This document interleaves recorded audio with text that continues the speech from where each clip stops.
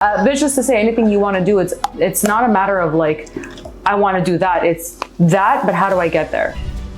I love you, and I hate that you're married to another woman. Where are you? You know what, man? As actors, we have to realize that like our job is to be seen by the audience. Fine. Whatever. Yeah. So if you're kind of this like shelled version of yourself, always, it's like, unless that's what your character is, you're not going to be compelling enough to want to continue to be watched.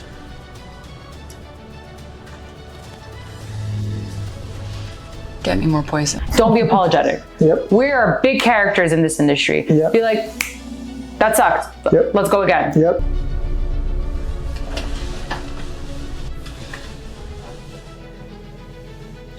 I think you should be your true authentic self, and if it bothers someone and it's too much, go find less. It's not for me to appease you. It's on go you. find someone else.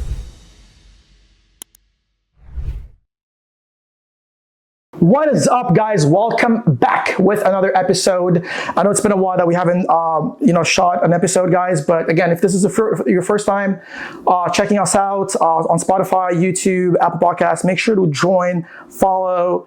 You know the drill already. I'm not going to go through all this, but guys, without further ado, I have a very special guest for you guys today.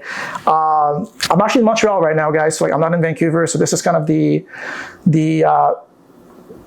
hopefully it's going to be the actual setup. It was a temporary setup last time we shot, but it looks better because we had like 2 chairs last time, so it was not super good. Like just chairs? Chairs, it was not good. It was like, if you go back. Couches are chill. Oh no, they're so much better. And they're so comfy. They're so nice and comfy. Yeah. We had like 2 chairs and it was not good. And they were also like almost like stools. Like they were very high. Okay. So now we actually have chairs, so hopefully this is going to stick around for a bit. But guys, we have Laura Paolillo in the house, everyone. How's it going, Laura? I'm good. How are you? It's good. It's so good to have you. Thank you for having me. I appreciate it.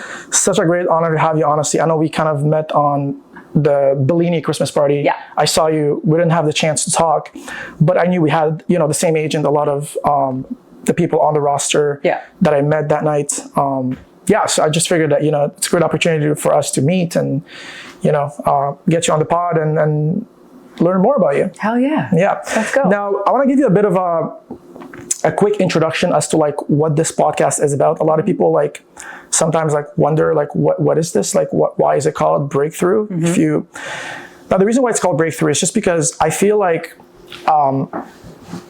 we very often attribute breakthroughs to something really big in our career. Yeah. Like a big role, like a leading role, like a series regular on a show or something.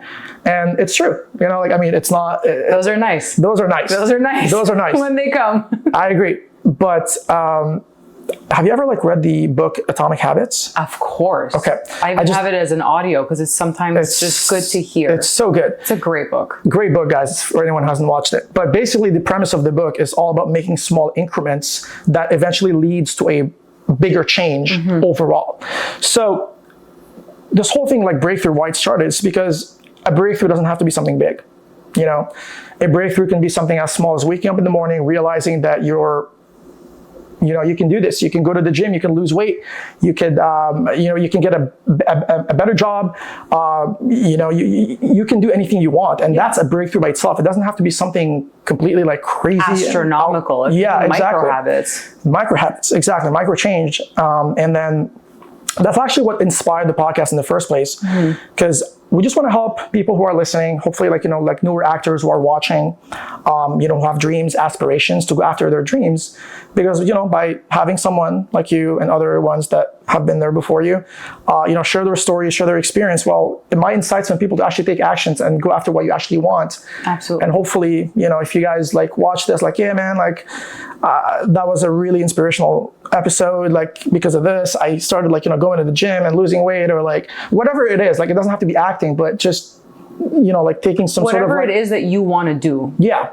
And for us, it is the acting world. Yes. And to I guess just to on your point, we're in this world, so we have to make the micro habits to achieve that. But what could we do to get there, right? So that's for us. But then for people, it could be, I want to get my degree in engineering, because we were just talking about that earlier. Yep. Or no, you know what? I want to be a singer, or I want to go to medical school, or I want to be the world's most beautiful ceramic pot maker, ceramist. I don't know. Sure, yeah. Just pottery. Yeah, let's just throw some words. But it's just to say, anything you want to do, it's not a matter of like, I want to do that. It's that, but how do I get there? Yep. So it's the same base as to like, where do we start and how do we get there? You just rinse and repeat the same formula, but in your respective field as to like, that's where I want to be. This is where I'm at. How do I get there? Yep. That could be acting. That could be medical school. That could be being a painter. That could be being a violinist, whatever it may be. It doesn't only have to be creative. Could be very, analytical. Could be anything you want it to be, but it's applying that same headspace of just do it. Yep. Make the micro habits. I agree. And forget everybody else, man. they got no one knows what they're doing. No one knows. Whoever pretends to know what they're doing, they're probably lying. They're lying. No. But no, thanks for joining us, honestly, Laura. Yeah. So pleasure. I want to go way back to like when you actually. So you're obviously an actor, and you're also like a model, from what I saw on Instagram. Yeah. Which are two careers that go hand in hand. They're usually, a lot of actors are also models. Yeah. They kind of complement each other really well.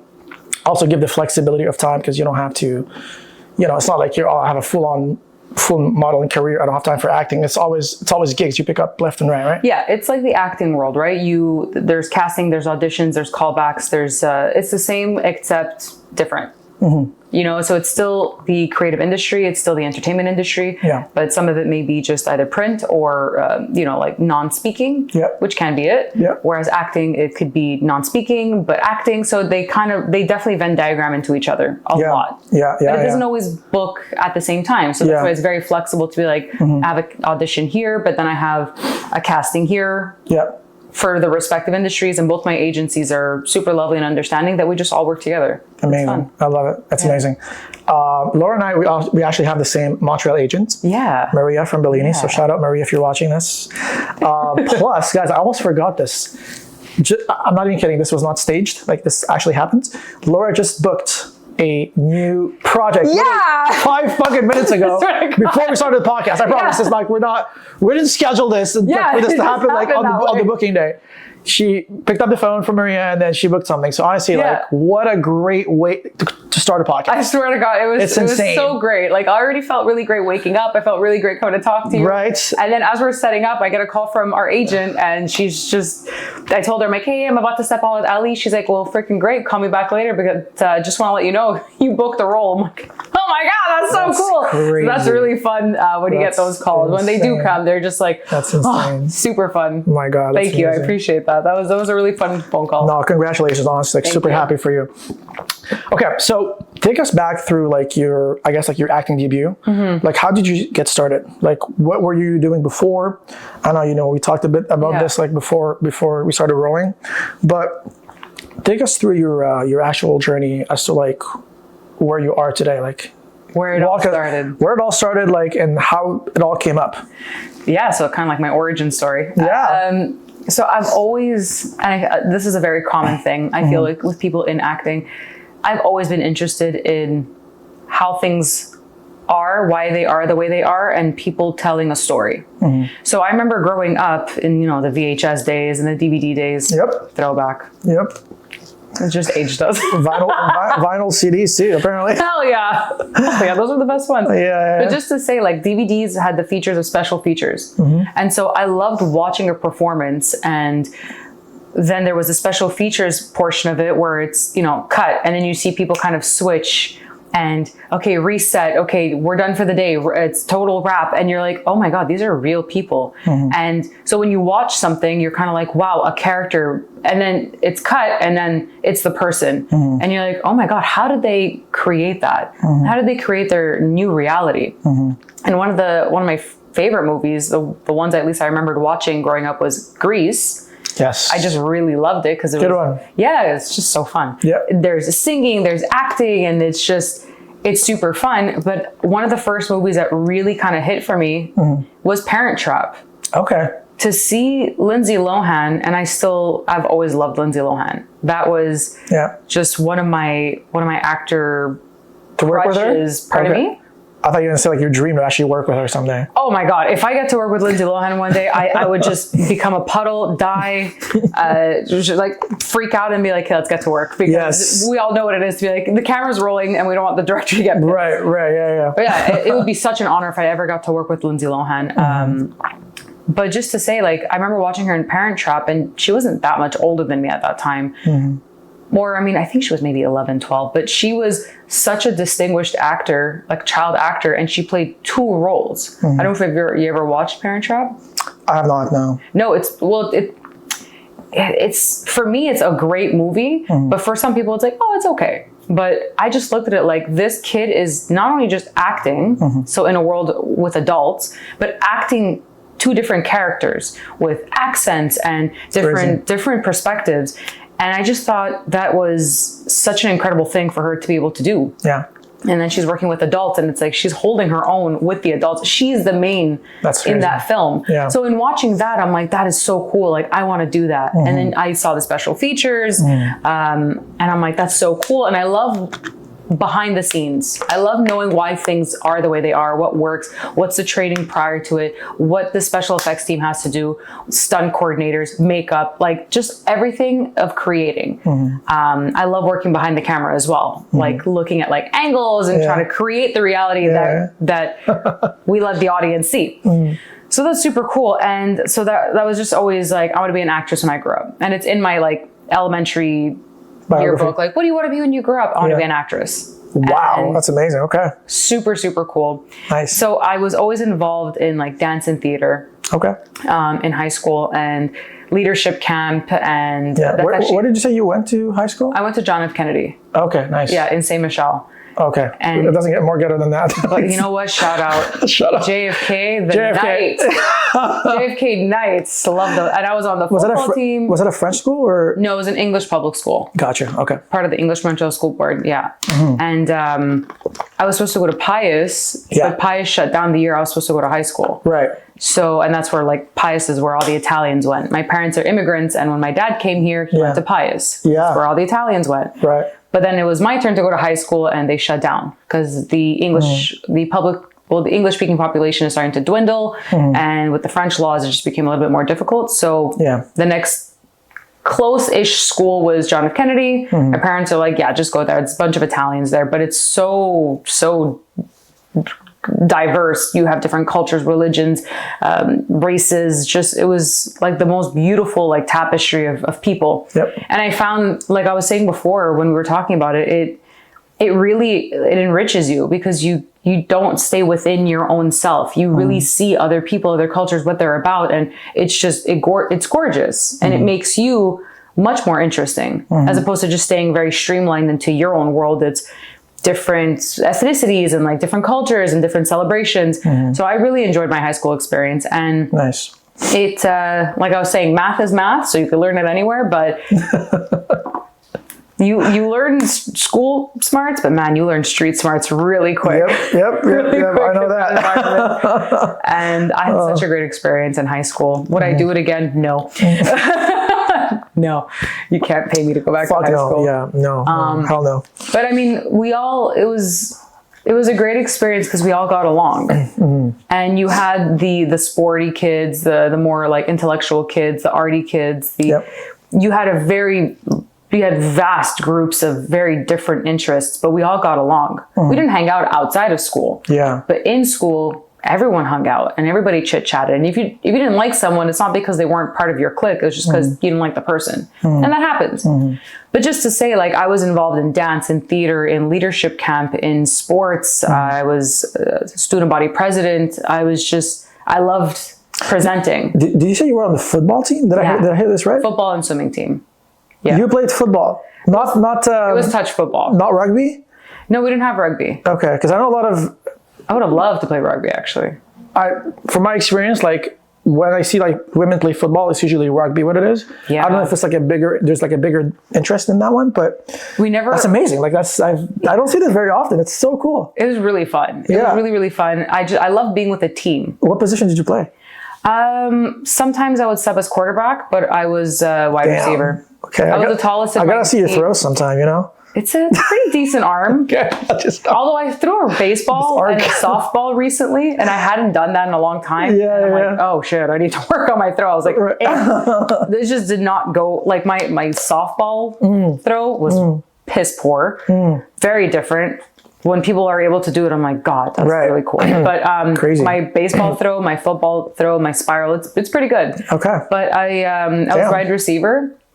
Mostly. I was also the tallest. I was heavier in high school, much heavier in high school. So it was scary to see me coming at you. Interesting. Yeah. Did we win a lot of games? Scared. No. No, we didn't. But who cares? You know, it was having fun. Yeah, it was fun. That's all that matters. Yeah, it was fun. We're at the team and we're like practice was really fun. And it was just like, we like, it was a group and it was just like us being silly. And it was just like, okay, guys, like game time, let's go. And that's what it is with acting as well. It's like it's super fun, practicing, rehearsal, and then cameras on. Let's go. Yep. And so yeah, did all that. It was really fun. But I was always involved in dance and theater. And then when we had the option of taking the scientific route or more creative route, I was still taking the creative route because I'm like, I'm in high math. I'm already doing all my things. I just want to continue acting and dancing and performing. Yeah. And from there, so how old were you when all this was happening? That you? Oh, I'm in high school, between 12 to 17. 12 to 17. Okay. Yeah, always involved in stuff like that. Nice. And then when it was my turn to go to college, so here we call it CEGEP, I wanted to go into Dawson Theater. Yep. And I practiced the entire summer. Okay. I went to special workshops with professors that taught at Dawson, which was such a great experience. Were you in the theater program there? So what happened was that I shot my audition. I was so nervous. I was 17. Right. Yeah. I mean, you must be. Yeah. I was so nervous because when I'm on stage, when I'm in front of the camera, not a problem. But in my brain, I never had the whole audition. Like there wasn't that step. Right. You know what I mean? You thought that was always just like you go and then you're there. You're like, okay, act. Yes. And it's like act, but now we get to decide whether you're chosen. Whereas in high school, my teachers knew me. They're like, you got a big personality, you got projection, you got stage presence. Exactly. Laura's going to be this character. Laura's here. Laura's here. Whereas like when you're going for an audition, you're like, oh shit, these people have the chance to say no to me. What do you mean? How dare you? Like the audacity, but also humbling. Very humbling experience. I remember I had my monologue, I had my song, I had everything prepared. And then I got in front of the people that had to decide whether I made it into the program or not, because it's a competitive program. And my teacher that trained me during the summer was there as well. So he's like, I'll be there, no problem. Look at me for comfort. Shot. Pressure's off. Thanks, man. Like, and the number one thing you don't do when you're in an audition and you mess up is spike the Is what? Spike the camera or look at someone's. It's a matter of, oh, can I restart? Oh, no. You don't apologize. You don't like say like, can I restart? You just like fucking roll. Whatever happens, you just go with it. You just roll. You just roll with it. And you try to make it seem like I did that on purpose. Yeah. This is my version of it. Yes, it was planned. Yeah. Yeah, exactly. Because if you just continue powering through, they might not even realize you messed up until after, like, wait, that's not the line, but shit, she sold the hell out of it. Yeah. Hell yeah. That's what you want. Yeah. That's the type of performer you want. But I messed up my line and I got super anxious. I froze and I said, so sorry. In the middle of the take, right? In the middle of the take. Oh my God. I'm like, I'm so sorry. Again, baby deer in headlights. I'm like, God, can I restart? They're like, sure. But they... With an eye roll? Not an eye roll because they're like, oh, sweet baby angel. Like, she's so scared. You're 17, right? You're 17. Yeah. But it was kind of like that's an industry faux pas. You don't do that. You don't ask, can I restart? Yeah. If anything, you just restart. Like, you don't fucking ask. Just, I mean, don't like restart, but like, it's better, like you say, like, I'm going to take it again. Just, that's more like, it comes up more, confident, like sure of yourself and know what you're doing, rather than like, can I please restart? Like, it's just yeah. You know what, man, as actors we have to realize that like we want, our job is to be seen by the audience. So if you're kind of this like shelled version of yourself always, it's like unless that's what your character is, you're not going to be compelling enough to want to continue to be watched. You know what I mean? So if you're like, I'm so sorry, don't be apologetic. We are big characters in this industry. Be like, that sucked. Let's go again. And on 100% it's your confidence. If they may still be like, you know what, she had to restart, but she sold the hell out of it, or like she owned it. Own it. Right. And I was way too anxious, so I just like, let me start, and they're like, sure. Like they were sweet about it, but I knew they weren't going to pick me after that. But did you? I didn't get in. Okay. I didn't get in. Okay. I got into just like general social science because I was like, I want to try it again. And then when you're in it, you're like, let me just finish this program. Literally, story of my life. Yeah, you know. Oh my God, as an engineer, you're like, well, we're just here. fucking powering through. Like fucking, there's like one more year to go. Like, oh, fuck it. Yeah, let's do it. Like, Exactly. It's like, okay, what's one more semester? Okay, what's one more year? Yeah. But it wasn't linear. So I did some CJEP, and then I left because I wanted to work, and then I went back for night classes, and then so my CJEP and university experience, because I did end up going to university in human resource management, it took years. It took years because I worked full time. And at the same time, around 2021, 22, I was approached to join a modeling agency. Now at that point, because I was bigger, which there's absolutely nothing with that. There's nothing wrong with that. Nothing wrong with that, yeah. But I also knew I wasn't making healthy choices because in high school, while I was a lot bigger, I was still playing sports. I was still, you know, moving a lot with my friends. When I'd come home, we'd be at the park. So like, I was bigger, but I was moving all the time. And the doctors were like, her blood tests are fine. But then in CJEP or in college and university, you're stagnant. You're sitting, you're studying. I'm having just sugary beverages, just things to keep me stimulated. You're just eating, studying. And at that age, you want to go out and you're eating peanut butter noodles at 2 a.m. And you're just, you're drinking your body weight because now you're 18. So you're like, wow, let's have a drink. And so I wasn't making healthy choices. It's funny how that works, right? Because like I totally relate to that. Because I was on the soccer team in high school. I was a goalkeeper. And I was like, so like, into sports and athletic and all that stuff. And I went to CJEP, and all of that just sort of like died down. I don't really feel like there's something about like going to college or university that makes you lose. Again, like I don't say like it's like this for everyone, but I don't know. Like for me, like it was like, you go to see, maybe it's just like you growing up and getting your shit together and really wanting to make a career that you give up on the ambitions and the passion that you once had. I don't know. It's just, but I feel like it's multifaceted. So when we're in high school, we have to pretty much do what our parents want us to do, which is like, hey, do the sports. Hey, do this. And like, if you played soccer, you were a goalkeeper, you probably liked it, but you're just like, okay, well, these are the same people I'm going to be with for 5 years. Let's play soccer together. It's a lot more structured. When you enter the world of college and university, you're an adult. And so you're like, I don't have to go to soccer. If I want to drink with my buddies, fuck it, or like go to a concert or do whatever I want, I'm an adult. Which now, as an adult, I'm like, oh God, I just need someone to tell me what to do sometimes. Like, it's like your parents like, I'm the adult, I tell you what to do. Then you're like, no, I'm an adult. Now I'm like, Mom, tell me what to do. Please, I'm so anxious. I don't know what to do. Now you go back to her. It's like, my mom's one of my best friends. I love her so much. Nice. But so when you gain independence, you just explode in every direction. And then you kind of forget, and like, I don't know, it's just this thing where you're like, I want to do whatever I want, but I also have to finish this degree.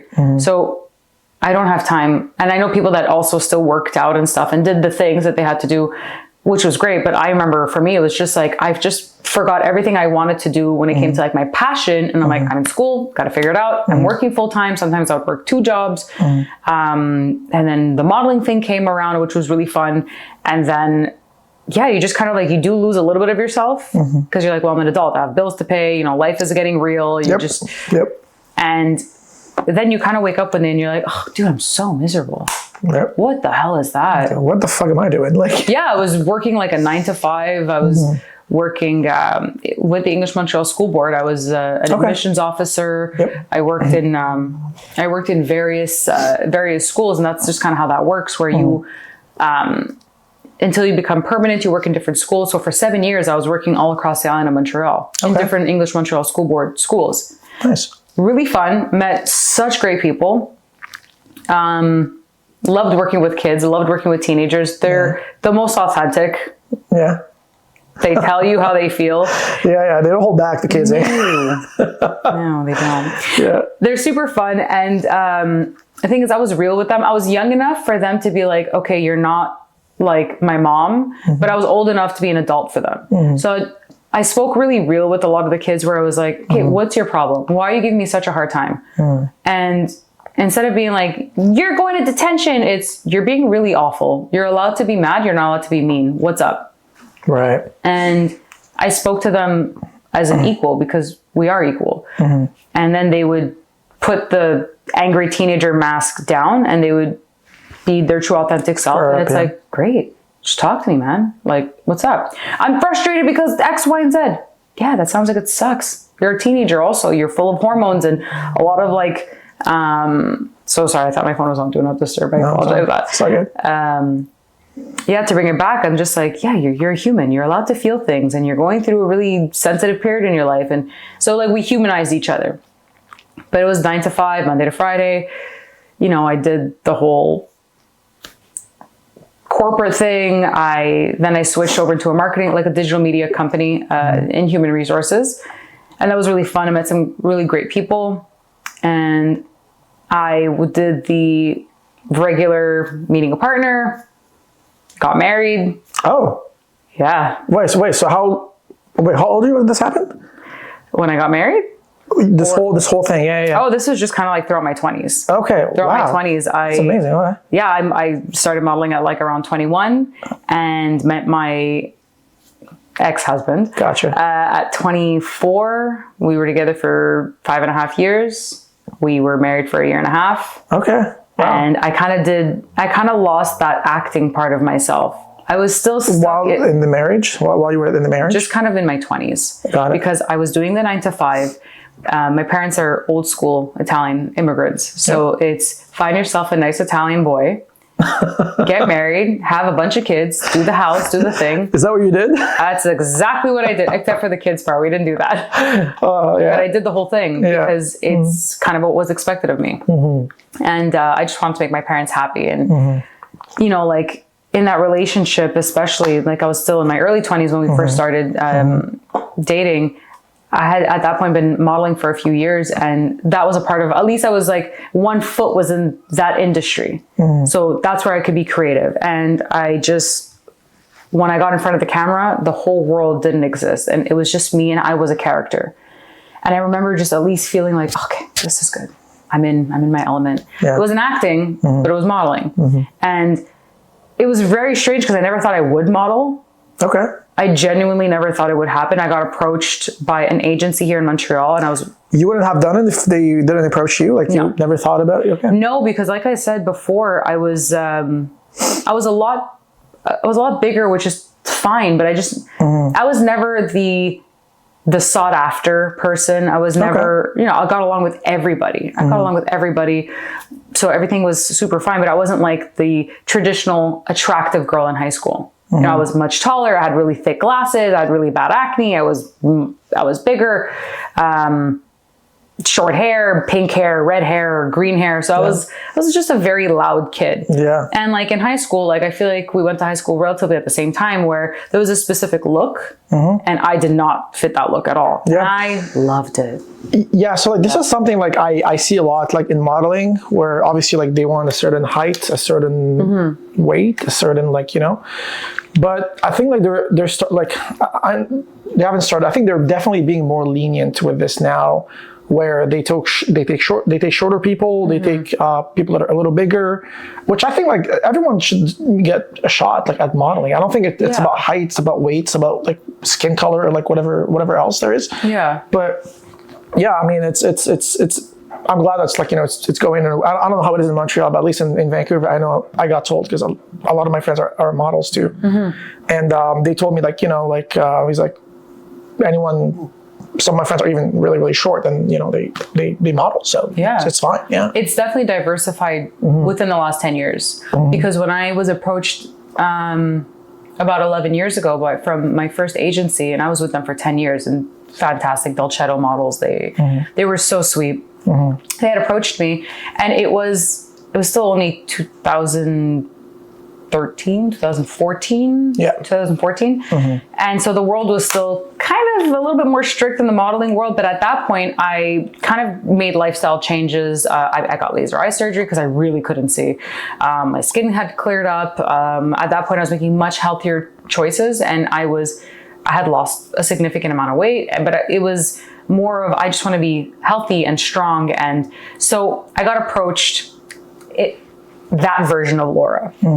But this version of like just my character remained. Yeah.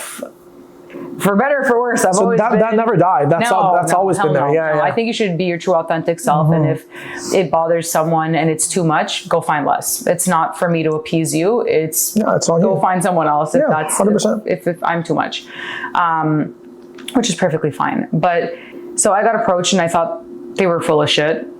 Because I'm like, this is a spam email. Like, there's no way. So they're like, They no. copy pasted this to probably a lot of other people. Oh, I thought it was like a fake account. Like, I'm like, okay, you're an agency that wants to, okay, relax. Like, but I never thought that would happen for me. So I'm like, there's no shot. Fucking funny. Yeah. Like, there's no shot. So I'm like, okay. They're like, no, come to our office at the Old Port. And I'm like, oh, okay, we have an office in the Old Port. And they're like, no, seriously, like, come, here's the address. And I'm like, so I asked my brother to come with me because I'm like, in case this is a back alley and I get kidnapped, while you're there, at least you're there to tell mom and dad what happened. Yeah. Yeah. But I showed up in sweatpants, a tank top, and my combat boots. Okay, so you really didn't take this seriously at all. No, because I thought it was, because I'm like, you guys are going to take one look at me. Maybe I photographed well, but I'm like, you're going to take one look at my body. At that point, like, I've always had meat on me. Like, it's just like, I like to eat. It's just, so they're going to take one look at me and be like, oh, whoops. So I went and they're like, okay, perfect. So they're serious and they're having a conversation. I'm like, and it was a beautiful office at the Old Port. It was like, you guys are down? Like, yeah, it was like near Square Victoria Metro, like on McGill Street, near the Old Port. And I'm like, I look at my brother, I'm like, oh, this is legit. Oh, he's just like, you fucked up. I'm like, oh. Yeah. Also, yeah, I went in and I'm like, this is a gorgeous agency. Everyone's like in like lovely suits. Everyone's gorgeous. And I'm like, yeah, I forgot my, I'm wearing my combat boots. I'm not wearing heels. I'm gearing up to war.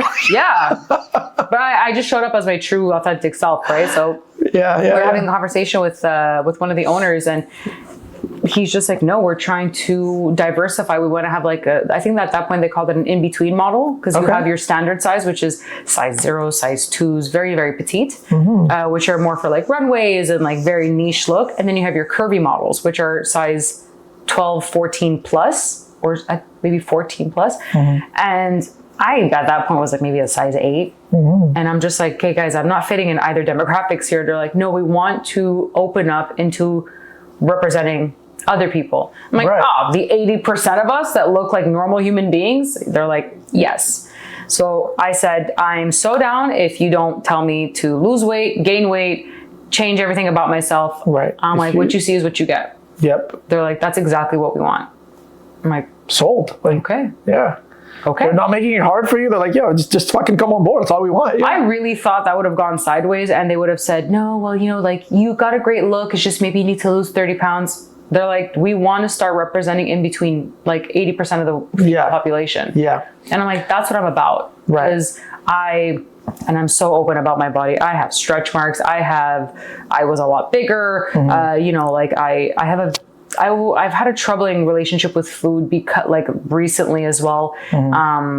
Just because like the industry and being on camera and stuff, but like I love to eat. I have stretch marks. Yeah. I have scars on my body from like being a kid and like my knees are all banged up and I have like scars from injuries and I have a scar on my lip from an injury when I was a kid. So I was like very honest with them. I'm like, guys, like I'm so down if you're not going to just tell me to change everything about myself. I am an active person. I do make healthy choices. I don't smoke. I don't drink. At that point, I maybe drank more than I do now, but I'm like, I'm a human being that just wants to live. And they're like, we need global representation. Yeah. And I'm like, sure, where do I sign? For 10 years. On the spot? Wow. Yeah. Amazing. I had a good feeling. Yeah. And the agents were so lovely. and they were human to talk to. Like, it's a shallow industry, but I was talking to real people. Right. And they saw, oh, she's not shallow, superficial. And like, I'm very upfront with what I want, what I don't want. I'm very honest. Right. And I just expect that from people. And they were honest with me. And I'm like, hey, let's go. And I signed for 10 years, and I recently switched with another agency because I think it's important to like switch it up every now and again. Okay. And my agency now, Humankind here in Montreal as well, they're super lovely and they're very diverse as well. And they're just like inclusive, super inclusive of all communities. Doesn't matter your color, your background, your sexual orientation, how you gender identify. They're real people that want to show real people to real people, right? So, but in that, I always stayed in that world and had my toe in that. But my real life was 9 to 5. Yep. Okay, bought the house. Okay, let's get married. And I knew that wasn't what I wanted. And I didn't listen to my gut. And the gut is a second brain for a reason. And I just did the things because I'm like, this is what's expected of me, right? My brother had gotten married at that point. He was having kids with his wife, and they have 3 beautiful children. And that's just what I was told was normal. Yeah. So I did all that, and I mean, it was a very stuff happened, and it was a very hard relationship, and I was not myself. I was. You felt like you lost yourself in that 100%. Time. And I was putting on the girlfriend, then fiance, then wife mask. I was putting on the daughter mask. I was putting on the employee mask. I was putting on all these masks, all these versions of what made people happy. But every day when I took my own mask off, I didn't recognize myself. Do you feel like you got into this marriage because you wanted to please your parents more than anything, more than you actually wanted for yourself? I think to a certain extent, as every child always just wants to make their parents happy. True. Right? Yeah. And I was always a very loud kid. I was always very opinionated, very spoke up. Yeah. And in Italian culture, especially old school, it's just the daughter is supposed to be a lot more docile and a lot more like appeasing to other people. Yeah. And I was the youngest of 3. I am the youngest of 3. So I was always trouble to my parents. Again, I never smoked, never got in trouble. Really, that, I was doing everything right, but there was still an issue with my parents where they're like, "Oh God, you're so loud, you're so opinionated, you're so much, you're so much," and I'm like, "Yeah, I want to be this way." Right. And so for once, when I finally, I guess, started dating someone that was in my culture, in my something that made sense to my parents, then they were finally like, finally, and I'm like, oh, came to her senses. I guess. Well, for them. We'll see about that. Yeah, right? But I mean, like, finally they were like, oh, okay, great. And I'm like, oh, they're happy. Yeah. Finally, they're happy with me. And so then it was just like one kind of like pile of crap on top of each other of just make my parents happy. Okay, make my partner happy. Okay, be the good in-law, be the good wife, be the good this, be the good that. And I just went on autopilot. And I just remember sitting in my home he was my husband at the time, but I remember it was such a routine. It was the same thing every day. And there's nothing wrong with comfort to a certain extent. Like, I love having a stable partner, but that you're engaging with each other and challenging each other in great ways and championing each other. I agree. And I was living in his world. You felt like you were part of his world. He wasn't part of yours. I feel like I was a guest star on his show as opposed to a co-star. And interesting. I just felt very empty. I felt kind of like, I guess this is it. And like it's technically the right thing to do. And I remember sitting at my dining room table and it was the same thing. Wake up, do the things, morning, go to work. Okay, come on, how was your day? It was fine. And I'm a very social person. We're two very different personalities. And I mean, he wasn't. No, I mean, he was social with his people, as long as they like the same things. Like he was very, very cold with my family, my friends. He didn't really make an effort, and I always made excuses. I always kind of like say like, oh, he's just a little bit more introverted. Oh, he's just a little shy. And it's like, okay, but after 6 years of being together, like you're still shy? Like, yeah, come on, bro, like grow the fuck up. Like a little bit, yeah. It's kind of like, listen, like he had very particular interests that I never had, but I'm like, you know what? It's important to you. It's important to me. Yeah. So then I would ask the questions like, oh, why this? Why that? That's super cool. Tell me about your day. Tell me about that. And I never got that back. And which I was like, okay, well, you know, that's fine. Like the modeling industry is very different, and he wasn't a fan of it. He really didn't like it. And I always said one thing that I'm not going to do is kind of like please you. Yeah. I'm going to do what I want to do in life, and you either accept it or you don't. Like, it's just, Well, I was doing it before you. So why would I stop now that I'm with you? Absolutely. And absolutely. Yeah. I'm very headstrong in that sense. Like even with my parents where they're like, we're not a fan that you do that. I'm like, but it's safe. It makes me happy. It gives me passion. It gives me joy. Like I love doing it. So like, why not? I'm like, I'm safe. You know where I am. You know what I'm doing. I'm not making bad decisions. There are bad people. Sure, I can't control that, but I can control me. And I'm having a great time. And I feel every time I was on set, I felt like, oh, this is so great. I love working with people, makeup, hair. The adrenaline, yes. Yeah. Yeah. And it was the same thing with acting, right? And like during my 20s, I was with Maria here and there, just like background, extra. And I never pushed. And I feel like that initial failure of a first audition really like scared me. I was like, oh my God, if this is what it is. Oh my God, I can't do it. Oh my God, oh my God.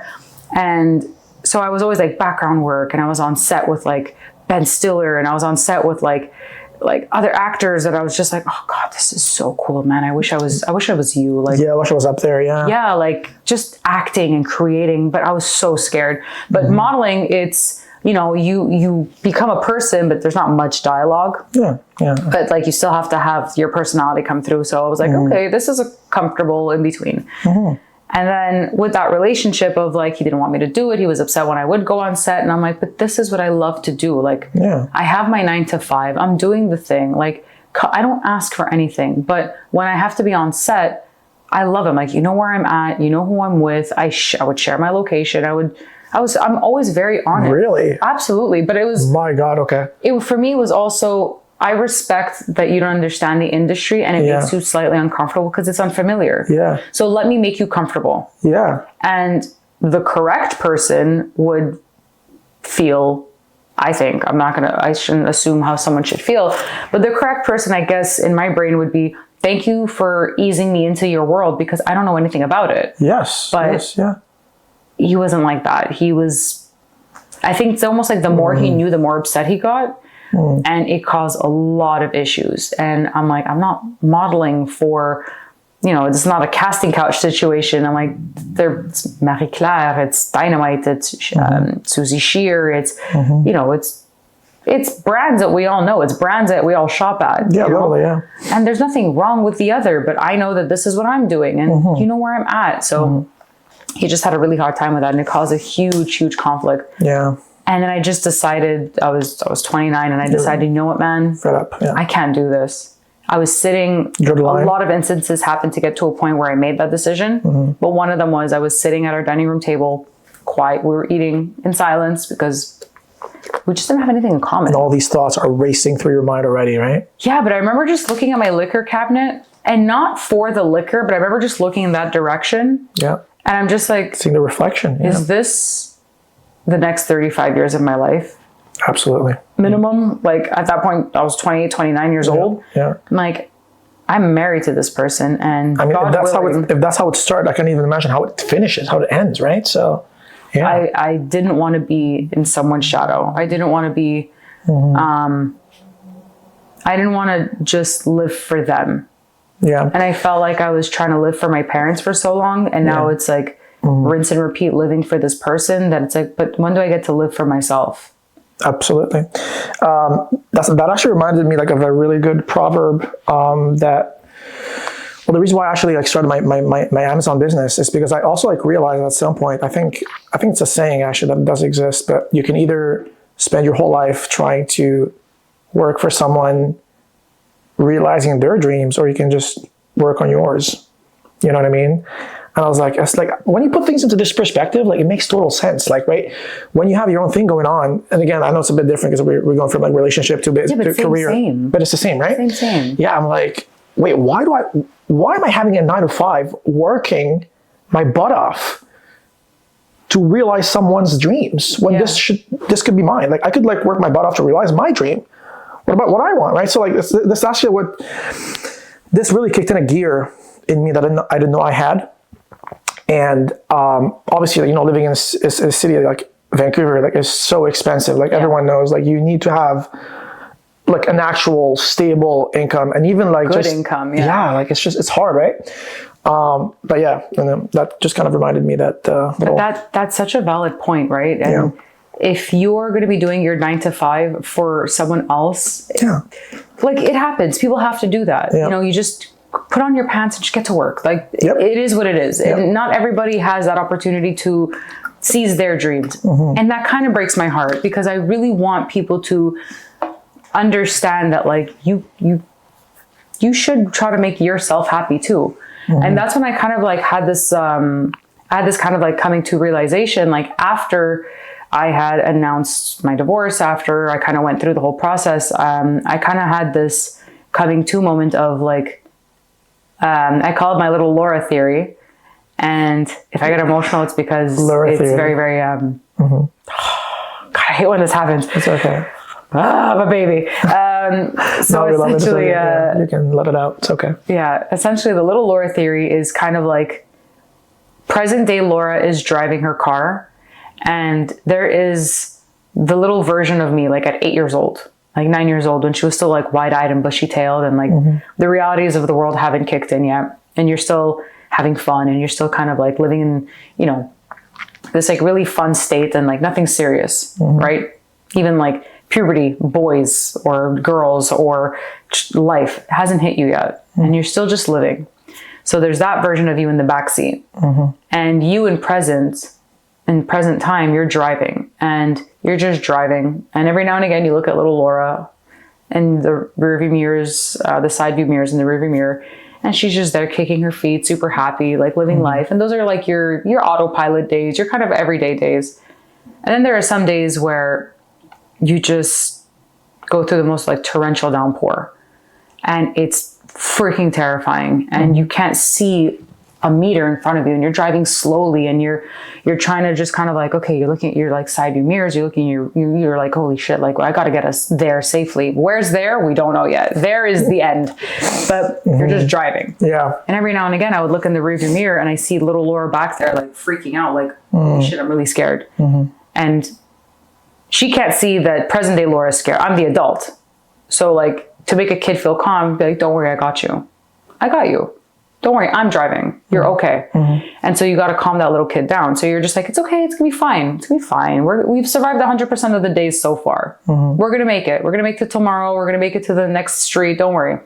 And so you just see the weight kind of lift off little Laura. And it's just always telling little Laura, I got you.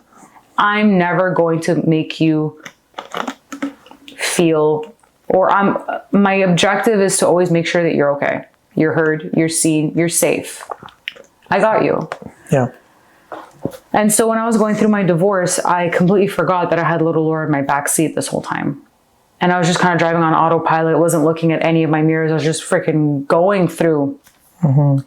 And I really had to like stop the car, gas up and think, oh my God, like there's been someone in the back seat this whole time and I've neglected that little girl. And I keep thinking to myself, would she be proud of me if I was making these decisions for other people? Like, you know, when, like, I remember like when I was little, you would look at some adults and you're like, wow, what do you do? I do this. Wow, you're so cool. Like, I wanted to make her happy. I want to make her proud. I'm like, would little Laura be proud that she was in this situation, married to someone that she just wasn't connected with and just didn't let her be her true authentic self, working a 9 to 5 at a job that, yeah, fine, it paid, but like, that's not what she wanted to do. Little Laura wanted to be an actress when she grew up. Little Laura wanted to tell stories. And little Laura is louder than life and inclusive of everybody and loves everybody. Adult Laura has become a fragment of that. Yeah. That's not making little Laura happy. Yep. So I really had to sit and reflect and be like, what would little Laura want? Like, what would make little Laura proud? And at that point, I mean, my brother has 3 kids that I'm very close to. So it wasn't hard for me to also imagine having conversations with kids that age. So, you know, like when I would tell them like, oh, I'm on set or whatever, they're like, that's so cool. And like, you see their eyes light up. And so in my brain, I'm like, little Laura would light up. So now at that point, when I had announced my divorce, I said, fuck it. Sorry for swearing. I said, You sweared? Fuck. Guys, I'm sorry. Wrap this We're show. gonna wrap this. Unacceptable. Laura, come on. You had one job. Just kidding. be a professional. But I really said, yeah, fuck it. Let's just go. And I stopped my 9 to 5. I said, you know what, Maria? And at this point, I had still been in contact with Maria. I hadn't signed with her in a long time. I wasn't acting for a long time because I just Oh, sorry. You knew of Maria before? Like, you actually signed with her? Well, because I signed with her about 10 years ago, and then I stopped acting altogether because interesting. of just kind of my life, the way it happened. Right, And I forgot about that. Yeah, yeah. Every year she'd be like, do you want to sign again? I'm like, no, but we remained friends. And I was doing, I had my own kind of side company as well, doing eyelash extensions, just because I love learning a whole bunch of things. I'm like, yeah, why not? And it was super fun, and it's creative because you're creating a beautiful set, but it's also very technical because like the placement of the eyelash. You have a Etsy store? Well, I worked out of my home, so I would have my clients come to me, and like I would sell things to them and give them the service, and like, you know, they would be with really lovely lashes and stuff. And Maria, just being a champion and a supporter, her and her daughter were one of my clients, and so we would just always talk about the business and the industry, and she'd always say, "You got to come back, you got to come back." And she would come to my house where my ex was, well, my husband at the time, and you know, they would have conversations, very quick, very shallow, and she would always kind of look at me like, are you okay? I'm like, yeah, I'm fine. Because I'm master of, I'm fine, I'm okay, I'm fine. But she saw right through that. She's like, are you sure you're okay? Are you sure? And I'm like, yeah, I'm okay. She's like, you gotta come back to acting. You have to, Laura. You're meant for camera. Literally. And you're meant to tell a story. And so when that had happened, where I announced the divorce end of September, early October 2022, I took time to heal. And it's a still work in progress today. And anyone that's been through a really hard relationship, traumatic experience, you don't get over it. You just continue to go through it. Yeah. And it never ends, but it does get better. Yeah. You try to move on, move forward with what? That's all you can do. Yeah. You don't drive backwards in the car. I mean, if you want to park, sure. But if you want to like, the road's going this way. Yeah. You have your side view mirrors to remind yourself, oh, we got stuff back there. Yep. But you can't drive like what's in the past looking back. Yep, I agree. You're gonna get into an accident. Drive straight. You got your rear view and your sides, but keep going. So once I kind of felt like, you know what, fuck it. What does little Laura want? Little Laura wants to be an actress. Little Laura's always wanted to act and perform and just tell a story, and that's where she felt most comfortable. So I'm like, you know what, Maria, let's go. And I re-signed with her March what a story 2023. I officially said, let's go. And so lucky, may the stars have aligned with Jess Greenberg and Rosina. I booked my first major film we shot in May of 2023, but April 2023, I got the call like, hey, you gotta, I mean, it was a smaller role, but it was still a major film. Yeah. And I got it. Way to go. Wow. And I was like, holy shit. That's great. So cool. Yeah, I mean, literally, if this is not a sign that you are meant for this, I don't know what is. Yeah. Right, like right upon just jumping back into acting and then, you book something, this is the world rewarding you for all these years that you've spent in the marriage and being confused and not knowing where to go and being trapped, right? Like in your own thoughts. This is the world like literally gifting you, be like, hey, like this is what you're meant for. Yeah. Here's a snippet of what your life could actually look like. Take this. Right? I took a shot on me instead of taking a shot on others. And it's so inspirational. That's why we do these podcasts, guys. For stories like this. Seeing me emotional. For stories like this. Allie, for stories like this. No, but seriously, Laura, this is why I started this in the first place, because I love stories like this. This is amazing. That's what people want to hear. That's what I want to hear. It's very inspirational, honestly. Like this whole journey is just so Yeah. I can't find the words. Honestly, like just It was commend you tumultuous. for- Thank you. for I all this. really appreciate that. Yeah, and yeah. it was it was a really tumultuous ride. On the world's jankiest roller coaster. I'm like, oh, I'm not even buckled in. Yeah. But I really do think you're given lessons. Oh my God, I'm going to butcher this quote, but essentially it's, Yeah. if you want something, you're going to be given the challenge to get to that. So you're not just going to be patient. You're going to be given challenges to practice your patience.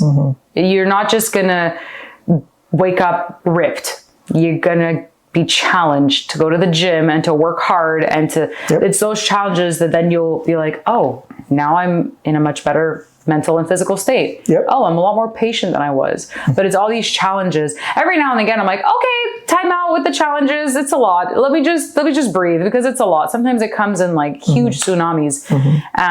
But they're life lessons. And, you know, like I feel like I've always been relatively empathetic and very like open with people, but it really taught me how to be more present and say no.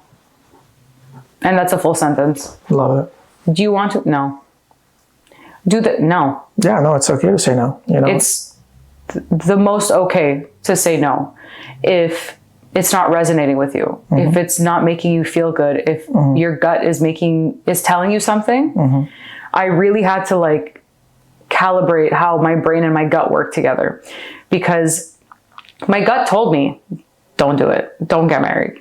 Don't do it. Even the day we got married, I'm like, this is not it. something in you was like, no, yeah. And I'm like, you're just nervous. You're just, you know, like this is normal. And we planned for like a big Italian wedding, but the pandemic had everything shut down. Yeah. And we kind of thought, well, listen, we do want kids eventually. And in my brain, I wanted to be married before having children. Yep. I'm very modern in my family, but I'm very old school and traditional for certain things. So in my brain, I wanted to have the house, get married, then have the children. So I'm like, well, I don't want to wait on getting married until the world opens up again. We didn't know what state the world was in. We didn't know if it was going to open next month or in 5 years from now.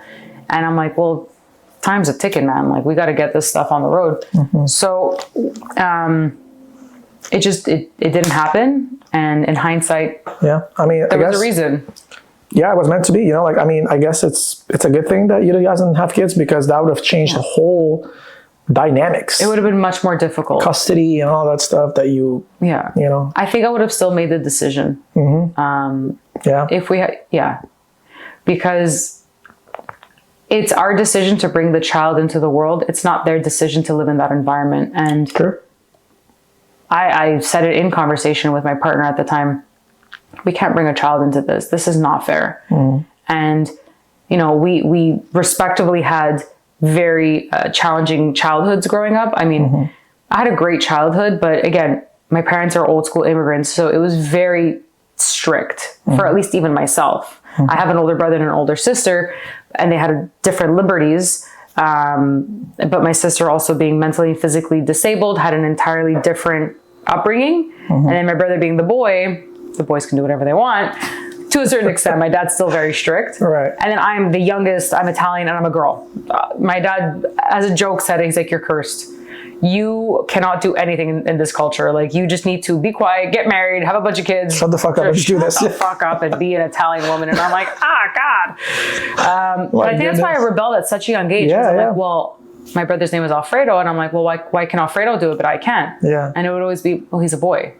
I'm like, Bro, like, come on, man. And which one? Do you think we're in Italy here or something like that? what does his genitals have to do with going to the movies? Like, Literally, I wanna watch a nothing. movie with Yeah, my it's, friends. yeah. Right. So that's why I think I was always very like headstrong and no, I don't want to do that. No, I want to do that. Well, he could do it. I can. And so that created Equal rights. Yeah. Yeah, but I mean, like, listen, for their times, I love my parents, and they were working with what they knew. And I never met my grandparents. They all passed before I was born. And my parents at a very young age had to be adults as well. So they just were working with what they knew. And it's okay. You know, like I love and respect them. And now that I'm much older, I can understand, you know, my mom came here at 20 years old, didn't speak the language, pregnant with my sister. She got married at 20, you know? Similar story. right? Yep. So they're just working off instinct. They're like, I got to keep you alive. I got to keep you fed. I got to keep you clean. And you got to go to school. Yep. My mom was learning English the same time we learned English. The first language in our house was Italian. My mom didn't know English or French in a different foreign country, pregnant with my sister, and my sister's 7 years older than me, but she was pregnant and she gave birth to my sister prematurely and was mentally and physically disabled. She's still with us today. She rocks. That's amazing. She's so cool. She's my older sister, but like, she's like my little sister. Like, she's just such a rock star, and like, she's always happy. And she's like, funny enough, she went to French schools. Okay. And like, she's involved in the like French acting community. And Really? like, yeah. She's following her sister's footsteps. More I like guess. I'm following hers. I'm like, my sister's so cool. And she's just so happy. And like, so like, for someone that like that is bound to a chair, she's in a wheelchair, and you know, she's cognitively not, I guess, developed in a normal path. The happiest person you'll ever find. Happy-go-lucky, loves life, is so involved, speaks English, French, Italian fluently. We ask her, how do you write this in Italian? Like, she's just a brain. Wow. She's different, and she's so cool. Yeah. And I think that's why I also feel like I might have matured much younger, because I always had to watch out for your sister, make sure you're home when your sister gets home so you can bring her inside. You have to help bring your sister to the bathroom. You know, just so my brother and I kind of grew up pretty young, because it's like, So you guys are three in the family, We're brother, two sisters? yeah, we're three kids, my sister, and then my brother, and then myself. Nice. And yeah, so I just kind of just going back, I like really said to myself, like, my gut was so spot on. And then you make decisions where you're just kind of like, how could my gut not know that? And I had to recalibrate, right? So like, even after my divorce, you know, in talking to people, I was very skeptical. Like, I couldn't even just go out because I was so scared and so nervous. And it was a very, very, very intense ending to that marriage. Very, like, court got involved, and it was just very, very messy. So I was scared to go out. I was scared to talk to people that weren't in my life already, because it's, well, what are their intentions? And my gut was doing one of these. So I had to recalibrate. Yeah. And even in talking to people and going on dates, I'm like, I think they're nice, but I don't know. And so I was like very back and forth hesitant. And the dates that I did go on, the people that I did meet, I had like very thick wall in front of me. Yeah. And, but I listened to my gut. And as soon as it said, nope, I'm like, you know what? I didn't listen to you for like 30 years, and this is where it got me. So now I'm going to listen to you 99.9% of the time. And I'm able to distinguish if it's a gut feeling or like nervous and like, oh my God, like, am I just anxious because I'm scared? Yeah. And I've gotten really good at distinguishing the two. And the decisions I've made weren't always perfect. They still are today, not always correct, but I'm listening. Yeah. And seems like you're really good at taking feedback. Yeah. 100%. I'm very receptive. Yeah. And I just want to be around people that have my best interest at heart, because I have their best interest at heart. And in this industry, unfortunately, it's not always the case. It can be pretty surface level. Yep. And people have an agenda, and they have like, they're talking to you because there's an objective, not on a personal level, like, hey, how are you? How's the family? Yep. Are you going on You vacation? should never see that. Yeah. No, it's just kind of like, who do you know? What are you working That would on? be amazing, Can I get on actually. this job? And you're kind of like, yeah, of course, networking, of course. Love nothing more to like socialize and chit chat about the business, but like, This reminded me of a funny story. My buddy did this, and I was like, bro, you didn't do that. He's like, yes. I was like, did I? He's like, did I fuck it up? I was like, you may have fucked it up. He literally walked into a casting room, and honestly, I don't even know what was he thinking, to be honest. An audition? He had an audition. The casting, I was like, hey man, how's it going? He's like, do you guys actually care about how I'm doing? Like, like, I was like, bro, Oh my God. That's so big.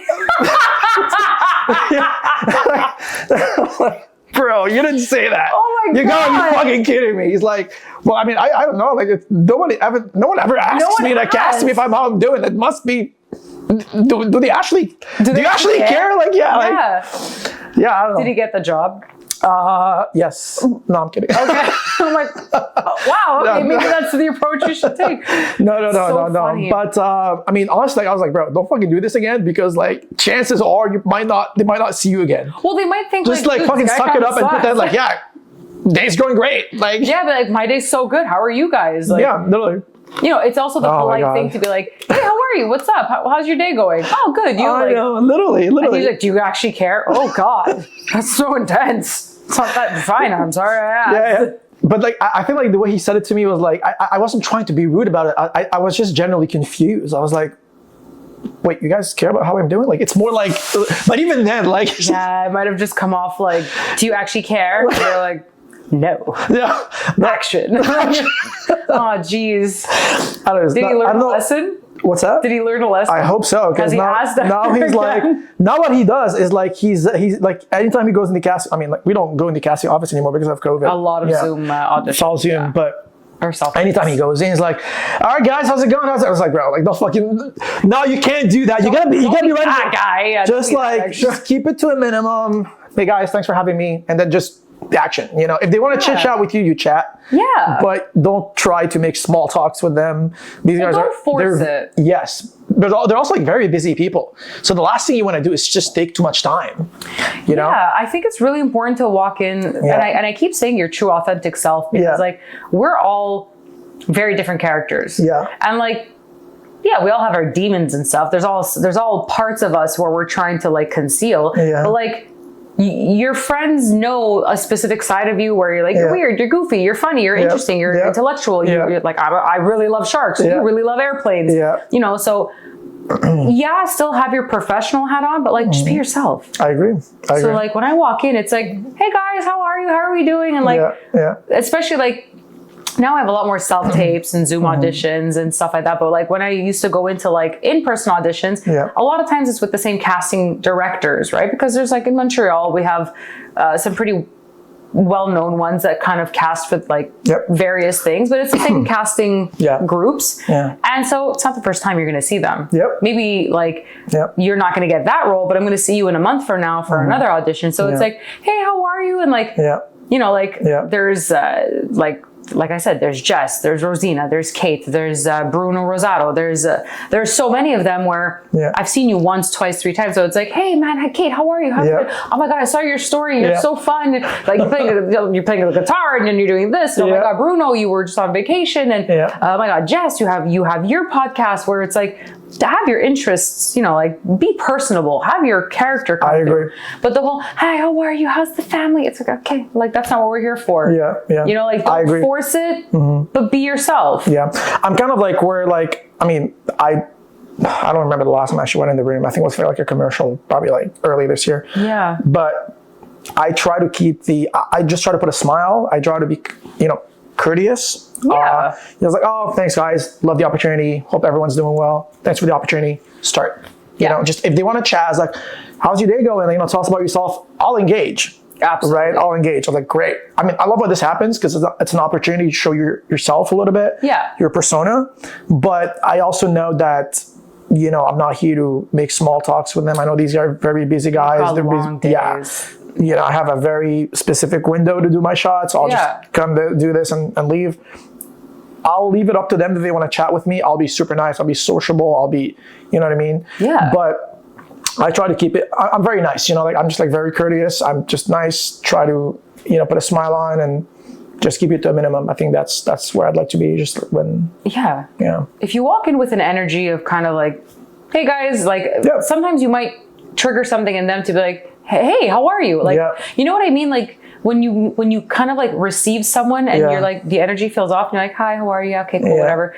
But then when you're kind of like, hey, how are you? You're like, hey, I'm good. How are you? And like, you just, you can bring that out of them. And sometimes it doesn't have to be that way. And that's fine.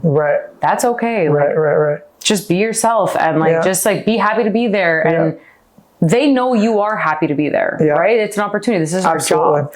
So when you kind of like really go too hard, they feel it and it makes people feel intense and you're kind of like, oh, now I feel uncomfortable. So just be yourself. Totally. And honestly, like just like on that, sometimes even like what you're wearing sometimes will just like trigger a conversation. Yeah. I was like going up for this role who looked like fucking Tarzan once. So I was like, the top was fucking, there was nothing. And I just walked in, like. You were topless? I was topless, yeah. I was like, that's amazing. What a great audition. I was topless, right? Because this guy, like, he was in the wild and fucking doing some things in the jungle. So I was topless, like, oh, you really committed to the role. I was like, was I the only one topless who came here? Should I put something on? Like, it made for a good conversation. I didn't have to do anything. I just showed up in character. So like, hell and yeah, it made a good conversation. Like, we love your commitment, man. That's great. I was like, oh, that's funny. Yeah. So did you see, like, did you get that role? I was close. I didn't get it, but I was close. But you know what? Yeah. And I need everybody to understand this. Yeah. That it may be a no for that role. Yep. But it doesn't mean it's a no forever for any other role. I agree. And like, you made an impression. So maybe not for that role. Yeah. And maybe the next 10 after that or whatever. Yeah. But they remember, like, yo, Ali takes risks. That guy is so fun to be around. He committed to the bit. His energy is super chill. Yeah. Because you can, and we've heard stories where people are great actors, but they're just not pleasant to be around. Yep. And so I agree. That's so true. Yeah. Yeah, it's that lasting impression of like, okay, Ali's not what we're looking for this role. Yeah. But he might be really great for this role. Yep. And they'll remember you. Yep. And I agree. That's how it's kind of happened a lot of times as well, where it's like, there's a lot that I didn't book with, let's say, the Kenyans casting here in Montreal. That's okay. I just wasn't fit for that role. Yeah. But, I just go in with my true authentic self. Yeah. They're lovely people. You just, hey man, what's up? How are you? Yeah. And I just booked with them. Yeah, literally. And they're just like, that's amazing. Yeah. They're such lovely people. But like, again, I didn't book that time. Doesn't mean, oh, I'm a terrible actor. And you're going to feel this way. Yeah. You're going to feel, oh my God, what am I doing? This is the wrong industry. Like, it takes years and years and years of just honing your craft, and you get better with every audition. And, like, it's good to beat yourself up a little bit, because you're competing against yourself. You're competing against the world, but it's competing with the previous version of yourself. And so, like 10 years ago, I never thought to like, let me take archery, let me take sign language, let me take this, let me take that. Yeah. Now it's like, I'm doing it because I think it's interesting. I'm adding it to my resume, and I'm a better version of myself next time. But you're still presenting your true authentic self in the audition, and they remember you. And they think, yo, Ali was so fun. The guy came in topless. Like, he committed to the bit. Yeah. And yeah, he didn't have ass a thing. The guy, literally. Balls to the wall, the guy was. So Yeah. they're just like, that's so fun. Like, what great energy to be around. Yeah. We've been on sets where people are kind of really awful to be around. Like, great acting, and then as soon as it's like cut, you're like, I feel uncomfy with you. That resonates on camera. Yep. Right? I agree. You sometimes you work with people for up to 6 weeks, months. Yep. Months. Yep.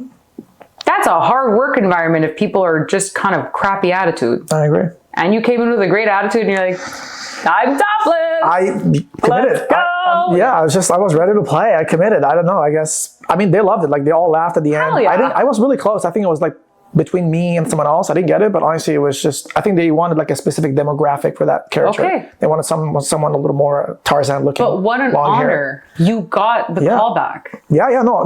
Like, honestly, like, it's great. Yeah. And you know what? Honestly, like, this is like the best thing I've ever heard when it comes to auditions. Because a lot of people don't think about it this way. But when you actually like break it down, an audition is literally a chance for you to perform. Yeah. You know what I mean? Like, you have a minute or two where an audience of 4 to 5 people, showrunners, producers, directors, are giving you their undivided attention. Yeah. It's all for 2 minutes. You're literally on stage for 2 minutes performing for like an audience of 5. Yeah. When you think about it, this was like, oh fuck. You're right. Eh? Like, I'm actually performing in front of 5 people. Yeah. Like, fucking just commit to this shit, right? Yeah. So like when a friend, like, he told me this, and he was like, dude, that's so true. That's such a good way to put things to perspective.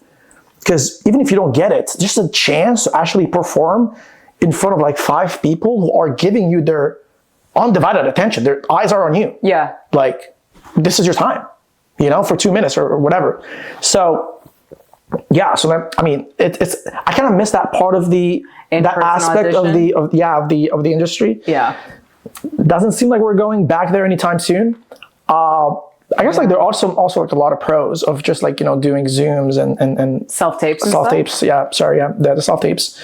But I definitely miss that sort of feeling, like in person. There's also an adrenaline Yes. of like, you're like, okay. Yeah.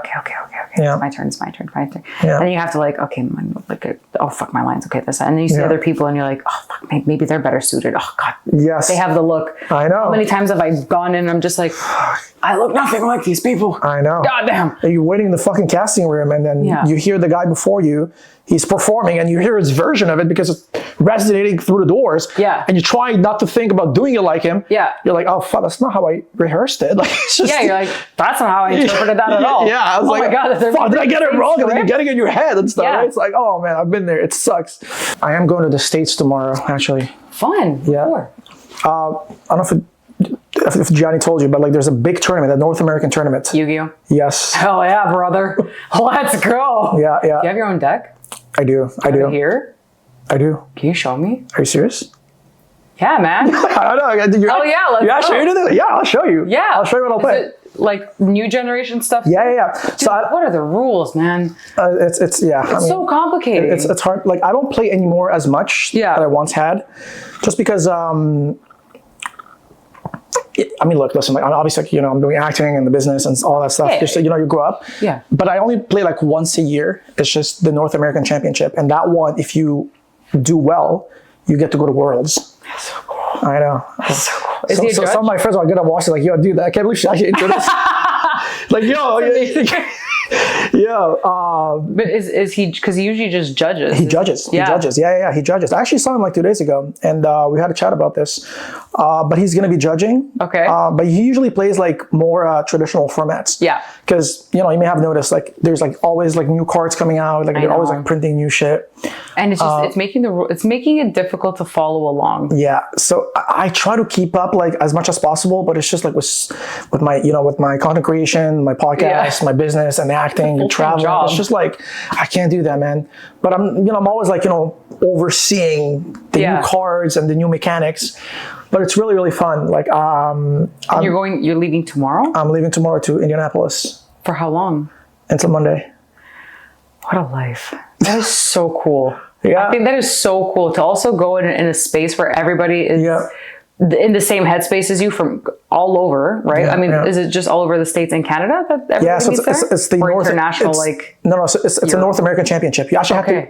You need to be invited to go to this. Like you have to like qualify. Like yeah, no, honestly, it's a great honor. Yeah, I don't take it lightly.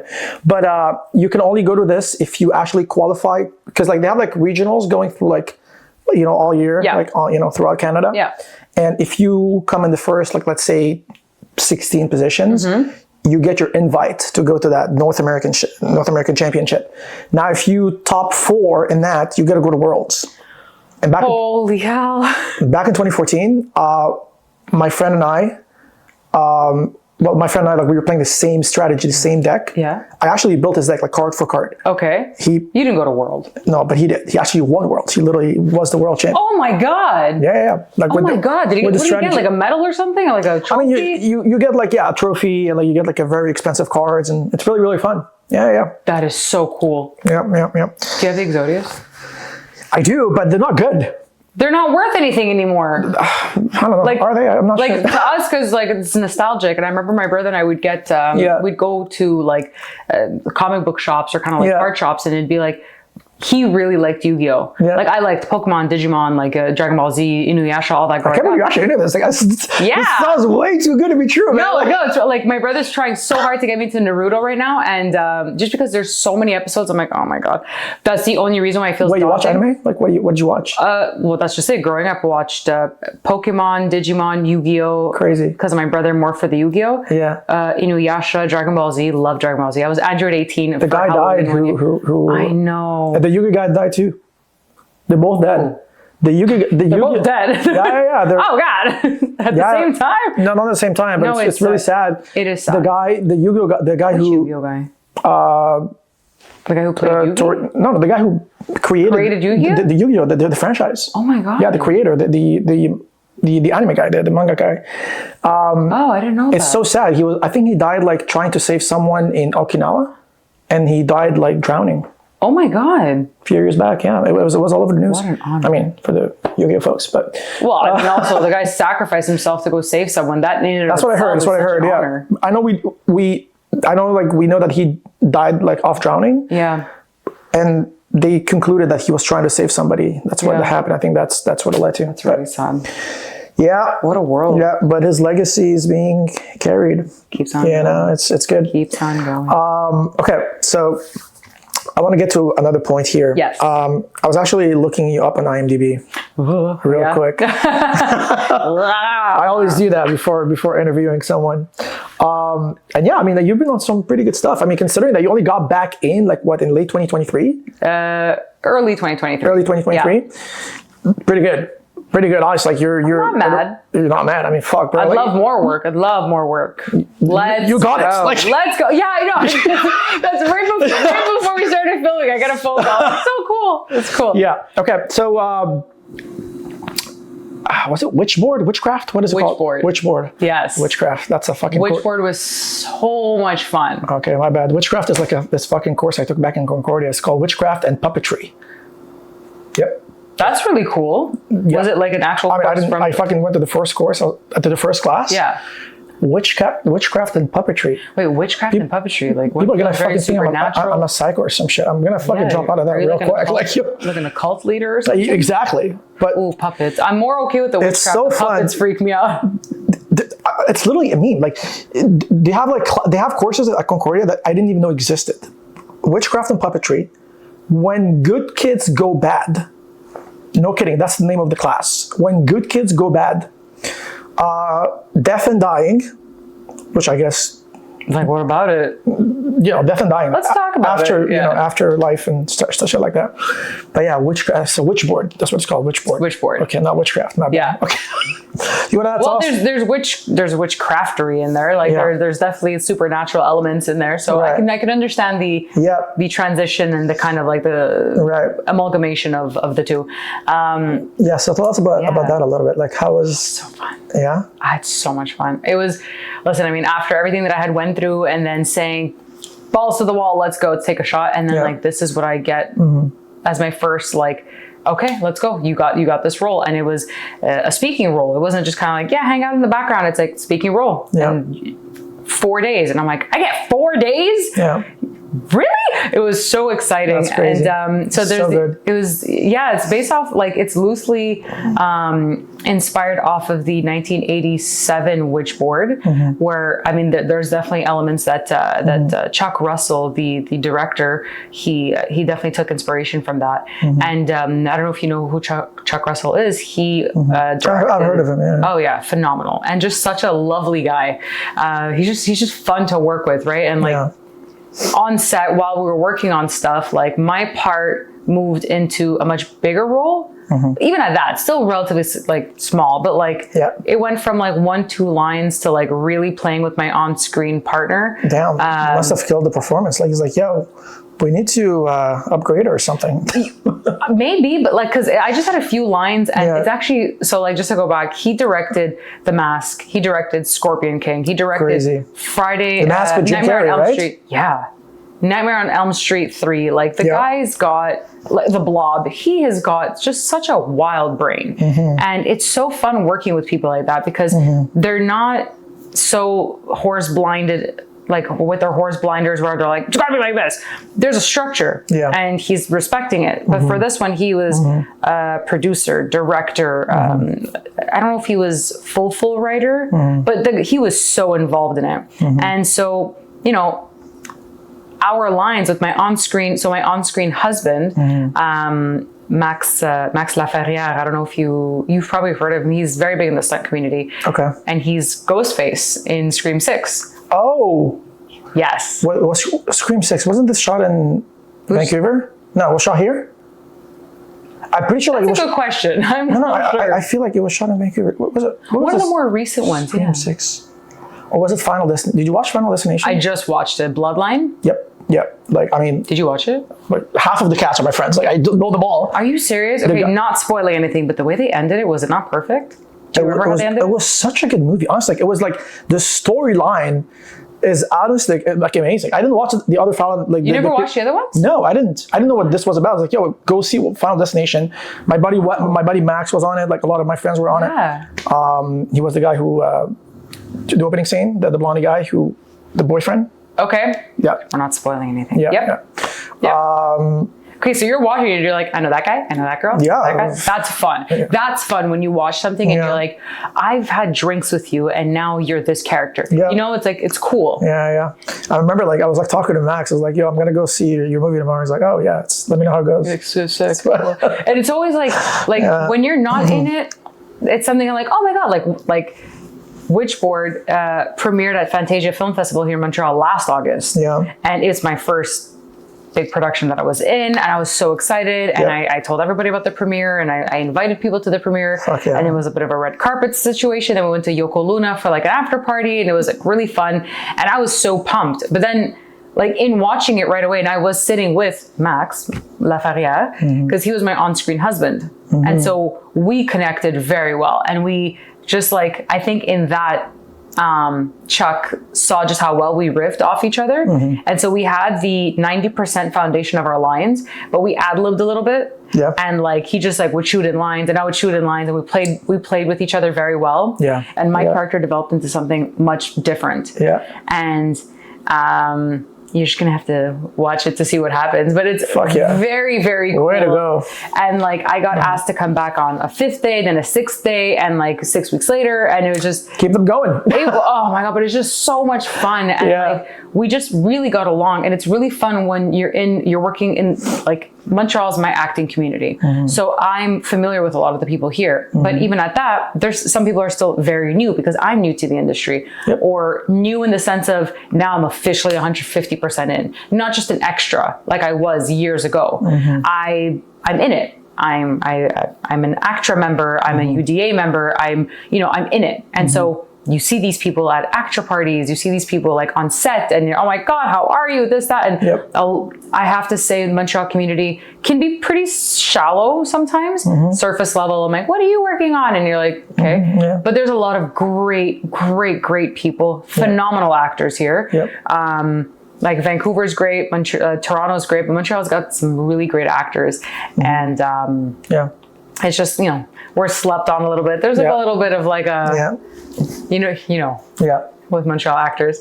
But there's some wild talent here. So, we just like, Chuck kind of gave us a little bit of free reign to be like, go nuts. And so Max and I were ad-libbing a little bit off of each other, and then like the character developed, and it was really, really fun. And we watched it at the premiere last year at Fantasia Film Festival. Sick. And it was so well received. Wow. And audience. Are you going this year to the Fantasia thing? I have a few friends that are in a few productions, and I will be going. Okay. I've never gone. It's so fun. I definitely want to go. So maybe we'll link up or something. Yeah, we're gonna. You're going to the States for the Yu-Gi-Oh competition, which is so fun. I think it's in August. Right? Yeah. Okay, so I think I should be around here for that. Yeah. No, we'll definitely link up. It's a really great opportunity to see some cool people, meet some cool people, watch awesome art. Yep. The thing with these film festivals is that like they're not all like, oh yeah, like big box office, like $350 million budget. Some of them are, we got such a small budget, but we're doing it for the craft. And then you see it and you're like, how the fuck did you do that? And like the quality of acting and like people, and they'd fly out people from like all over the world, especially for Witchboard, there were people that majority of the major cast was American. You have Jamie Campbell Bower, you have Madison Eisman, you have Melanie Jarnson, you have Aaron Rodriguez. You have some really, really great actors, The top guys, and I mean, like, in meeting Jamie, like, we would be in the trailer at the same time because I had to get my tattoos covered up. He had more tattoos put on. Right. But, it's still a process, and you're there at like 4, 5, and 6 in the morning, like, oh my God. But like, in chatting with him, I remember Jamie from Twilight. He was, I'm going to butcher the name, Caius or Sias. He was part of the Volturi, which is the 3 vampires in Italy. Yes. And so I remember seeing him there, and I know he was in a lot more than that, but like, that was my first kind of like, a cool vampire. Okay, but it's like, it's just like his voice and his demeanor, and I'm like, chilling. And then I remember crazy. I currently rewatching and love Stranger Things. Oh, fuck. Love It's like, Stranger it's so Things. good. I actually might, So good. I'm gonna probably rewatch the last season because the latest season is gonna coming come out. up this in November, I think. Yes. This year. So I need Series finale. Yes, that's the last one. Yes. So I need to like remind myself like what happened in the last episode. Oh, yeah. they got rid of what's his name again? The villain guy, the guy that comes up from the underground. Vecna. So, I don't know. I was gonna say Vector. We don't know, but Vector. That's engineering. I was gonna say Vector. No, that's funny. No, Vecna, but we don't know. Yeah. Right? Because the way the last season ends, and I'm not going to spoil it, Yeah. it alludes different potential outcomes. And so, again, in watching Jamie years ago in Twilight and going like, oh my God. And then seeing, watching Stranger Things and just loving the hell out of Stranger Things. Like I have Funko Pops, I have like books about it. I've rewatched it so many times. Like it's really, really cool. And he's just a phenomenal actor. Then when I saw him, I was kind of like, Yeah. oh my God, it's Henry and Vecna, but Caius, you're a Volturi. He's just a guy and he's so lovely. And this was one of my favorite moments. Okay, I just had a memory. Yeah. My favorite moment was the last day of me being on set, like the last day for my scene, essentially. Right. And it's Thursday, because we were shooting Monday, and you know what it is on set. Sometimes they're like 14, 15 hours, and you're like, kill me. Yeah. But it's so fun because it's what we love doing. So it's at the end of a very long day. We shot. It was an intense day, whatever. I was asked to go to the special effects studio the Friday because things are created for me, which I then was asked to come back to shoot with those special effects items. Yeah. I'm not spoiling it. Yeah. We're fine. Yeah. But so we're in the trailer and it's a few actors. So Jamie's there, Max Laferrière is there, I'm there. I want to say Madison might have been there as well. I don't know why I thought you were gonna say Madison Beer, man. I was like, But you're like, why is she there? Why wasn't I? But we have hair and makeup there, and they're taking the day off, right? So I had my tattoos all covered up because I have sleeves. Okay. Not full, but I have like pieces, and my character in the movie does not have tattoos. So they're taking it off, right? Right. And we have the radio on, and we're tired. Yeah. We're so tired. Right. And then, so I love Nickelback. That's a hot take. Yep. Not many people, that's a lie. People love Nickelback, but they love to shit on Nickelback. Okay. I am an out loud diehard fan of Nickelback. Oh. And so the radio's on and Rockstar goes on. Right. So I don't know if you remember the tune of Rockstar, but it's very kind of like, Vaguely, yeah. yeah, it's like, it's Rockstar. The song, Right. I'm not going to start singing Lest I Break Your Material here. I'm not that great of a singer. I can project, but I don't know. Yeah, I haven't got my phone for the Like fixed yet. Yeah, we're going to ruin all footage. But just to say, Rockstar goes in a way where it's just like, but that's what it is with Nickelback, man. It's so easy to sing along to. Don't we all start singing Nickelback? Like all of us? Like from hair, makeup, actors. So we're like a trailer of like 10, 12 people just belting Rockstar. And we're just having the time of our lives. And like, I'm just so happy to be there. I was so like honored to be invited to, act in this production. Yep. But then it's like, oh my God, now we're singing together. And I love that. And we're singing Nickelback. Yeah. Oh my God, I'm so excited. That's crazy. And like, Jamie's a singer. Like he's got albums out and everything. So obviously he sounds like a freaking angel. And then you have us that we're like, like right next to him. And he's just like living his best life. And so are we. That's hilarious. It was so fun. And it was just, that's amazing. I had such a good time on set. And Where were you? Like, where was this shot? Montreal. I mean, like, where in... Kind of in the Mile End area. Oh, so got it. on Saint Laurent, on Saint Lawrence Street. But in the Mile End, really close to like Cafe Olympico. I see. Nice, okay. But on Saint Laurent, there's 2 restaurants. One, we used it as the actual set. And then one was the green room right next door. Okay. And I remember even with Max, it was, okay, we got to reset. That's not our angle of the scene because it's a restaurant scene. Yeah. And I started off as a woman in the red dress. My name then changes to Medusa. I'm going to give you that. Medusa. I'm going to give you that. Looks like a goddess name, if you ask me. Well, things happen in the movie that render me to becoming Medusa. Okay. That's all you're going to get. So I'm wearing a red dress. Yeah. My hair, makeup done. I mean, like, it's so easy for guys. Yeah, a little touch up or whatever. Guys look like guys. Let's say, like, there's very minimal makeup. Right. For women or for, you know, specific roles, you just intense makeup, man. Yes. So I'm in a red full-on dress. Transformation. Yeah. So I remember, like, we weren't being shot yet, whatever. And I'm just kind of looking at Max. I'm like, dude, I need a coffee. Did you get squibbed? What's squibbed? Squibbed is like when you get shot. I don't know if you know that. When you get shot, they usually have like a device. Oh, okay. That they stick around your body, and then they detonate it like remotely. So like when someone shoots at you, it detonates at the same time. Yeah. And it kind of explodes, but it's very safe. Like we call this a squib. That's what it was called in English. Okay. Yeah. So when you get squibbed, it's like when they attach that device, that little. No, my character doesn't end up dying. My character, she's a sassy bad bitch. Right. That she stirs the pot. I'm the reason why people. Yeah. Well, no, hold on. Let me rephrase that. Right. Things happen in the movie, which is why people are acting a certain type of way in the restaurant. Mm-hmm. But in my scene and what my on-screen husband, kind of like what happens there, I'm the reason why he gets agitated and attacks someone. Okay. So I don't get any blood on me. I don't draw blood. I'm maniacal. I just become like a fucking sadistic bitch. And it's living my best life. Was she acting or was she just being herself? Yes. You decide. Oh my gosh, that's so funny. But because we're in the Mile End area, we're just looking at Max. I'm like, you want to go get a coffee? Like, hell yeah. So we went to coffee at Cafe Olimpico, but we're all decked out and we're mic'd. But like mics are off and like just... Crazy. I love being in Montreal for that. And then I think one of the weeks, because they shot for 6 weeks, but 5 weeks here and 1 week in New Orleans, which that would have been so fun to go. That's but insane. I wasn't, my character didn't call for me to shoot in New Orleans. Gotcha. Yeah. Well, this is a movie you said, or it was a show? It's a movie. It's a movie, okay. This is Witchboard. If there's a sequel. That's what I said. You might find yourself in New Orleans, who knows, you know? Maybe I'll, Yeah. Okay, so before we end this, I usually like to end on this note, because I'm hearing all these beautiful stories, and you know we spent time talking about your experience, your upbringing, and all that. Yeah.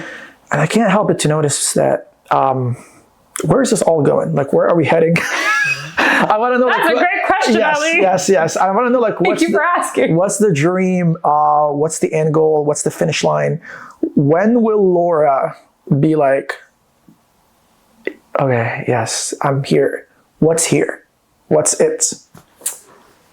I mean, you don't have to have a question. Yeah. I mean, it's you don't need to have like the right answer. Like maybe like I don't think there is a right answer. Yeah. I don't think there ever is a right answer, and the answer changes with life, right? So.